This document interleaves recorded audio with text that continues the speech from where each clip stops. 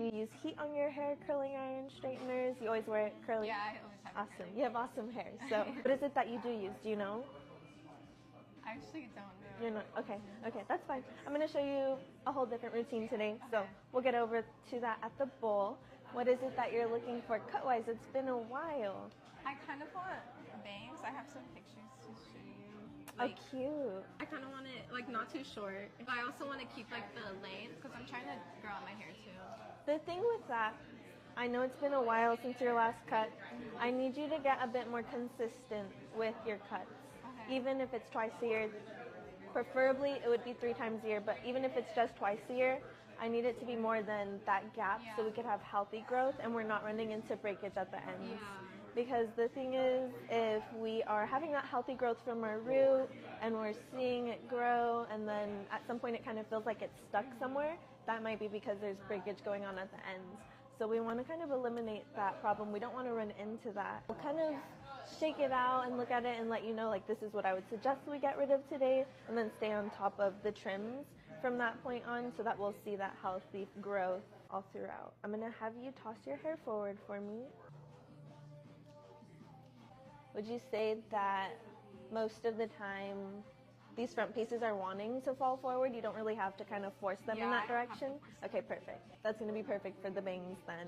And you were saying that you want them more so at your brow, maybe like a little longer, like lash line? Yeah. Okay. So a lot of what I would want to kind of get rid of today would be that bottom layer there. So it would take a bit of length, so you can see that's everything I'm kind of holding in my hands, but it's not going to take you above the shoulders or anything super short. If you're okay with me getting rid of that today. Yeah, that's fine. Okay, perfect. I'm going to get you caped up and then we'll get started. I'm going to go over things again as if you were a new client. I know it's been about 2 years since you were last here. 2 years, Okay.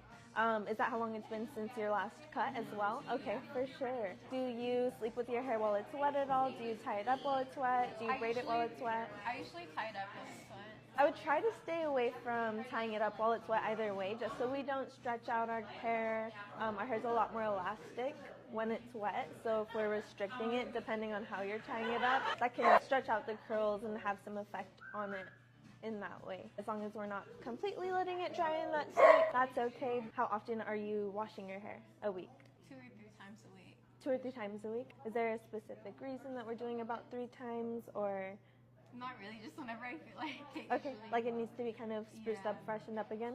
Okay, I would try to keep our wash days once to twice a week. At least with shampoo, if you need to get back in there and rinse in between with just water and reapply your styling products, that's perfectly fine, but I don't want us overstripping our natural oils too often. So there's that as far as the shampooing goes. And then I'm going to walk you through a different process to get your styling products put on in the shower. And then afterwards, if you need to kind of clip it with like a claw clip so it's not really like dripping on you, scrunch it with a microfiber towel and then either air dry or diffuse, that'll be fine. But just so that we're not having to restrict it with anything in between that process, and we just kind of have it set up ready, that might be a little nicer for you.